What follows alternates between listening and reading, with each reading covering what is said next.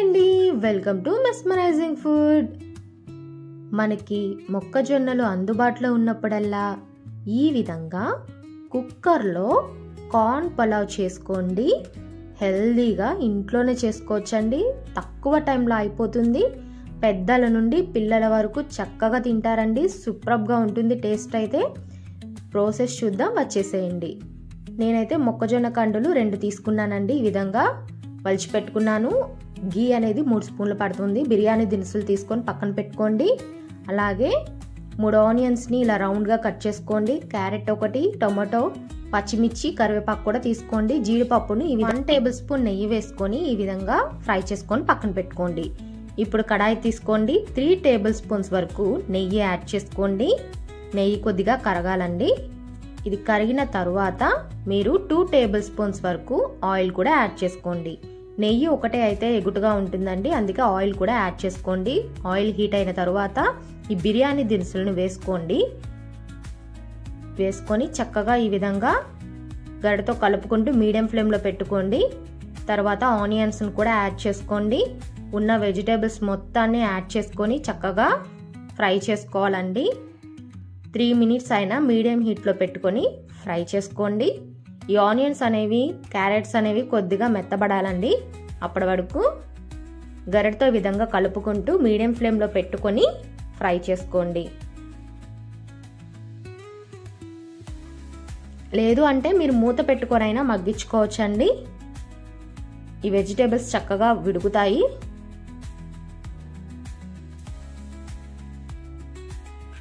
Medium flame పెట్టుకోండి. చక్కగా అన్నీ ఉడుకుతాయండి. ఇప్పుడు ఒక 1/2 టేబుల్ స్పూన్ వరకు పసుపు యాడ్ చేసుకోండి. కలర్ కోసం అండి. మీకు కావాలంటే యాడ్ చేసుకోండి, లేదు అంటే స్కిప్ చేసుకోండి.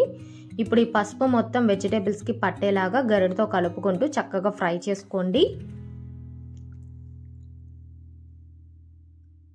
మీడియం ఫ్లేమ్లో పెట్టుకుంటే అన్నీ కరెక్ట్గా సమానంగా చక్కగా ఉడుకుతాయండి. ఇవన్నీ కొద్దిగా మెత్తబడే వరకు ఈ విధంగా గరిటెతో కలుపుకుంటూ మీరు ఫ్రై చేసుకోండి. లేదు అంటే మూత పెట్టుకొనైనా మగ్గించుకోండి.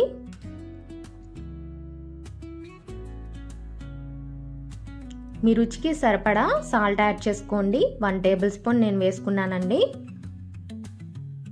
ఈ సాల్ట్ యాడ్ చేసిన తర్వాత కూడా చక్కగా ఈ సాల్ట్ మొత్తం వెజిటేబుల్స్కి పట్టేలాగా గరిటెతో కలుపుకుంటూ ఈ విధంగా ఫ్రై చేసుకోండి. ఇవి కొద్దిగా ఫ్రై అయ్యాక టమాటోస్ని కూడా యాడ్ చేసుకోండి. ఈ టమాటోస్ కూడా చక్కగా ఈ ఆయిల్లో ఫ్రై అయితే చాలా బాగుంటుందండి టేస్ట్ అనేది. లేదు అంటే మీరు మూత పెట్టుకొని ఒక 2 మినిట్స్ అయినా మగ్గించుకోండి. చక్కగా ఉడికిపోతాయండి టమాటాలు.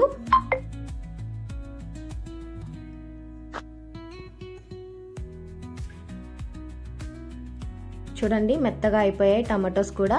ఒకసారి గరిటెతో కలుపుకోండి. మీడియం ఫ్లేమ్లో పెట్టుకోండి.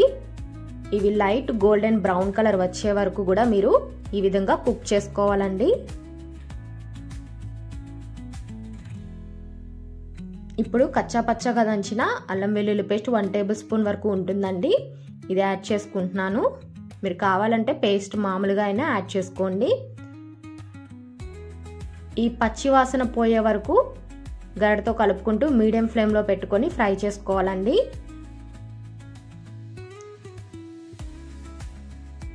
చూడండి, మంచి కలర్ అయితే వచ్చేసింది కదా వెజిటేబుల్స్కి. ఇప్పుడు మీరు కార్న్ని యాడ్ చేసుకోండి.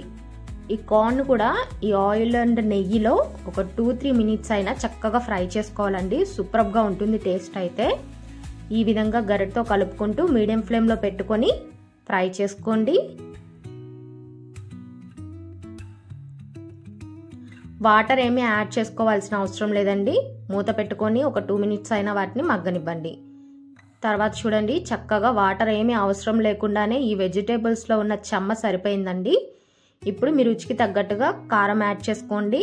నేను 1 టేబుల్ స్పూన్ యాడ్ చేసుకున్నానండి. మీరు కారం ఎక్కువ కావాలనుకుంటే ఎక్కువ యాడ్ చేసుకోండి.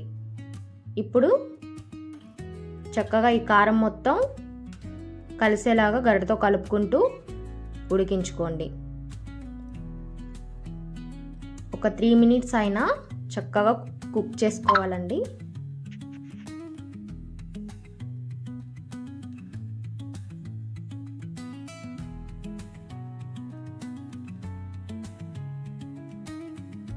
ఇప్పుడు గరం మసాలాను కూడా ఇలాగా జల్లుకోండి, చాలా బాగుంటుంది టేస్ట్. నేను 1/2 టేబుల్ స్పూన్ వేసుకున్నానండి. మీకు ఎక్కువ స్పైస్ కావాలనుకుంటే ఎక్కువ యాడ్ చేసుకోండి.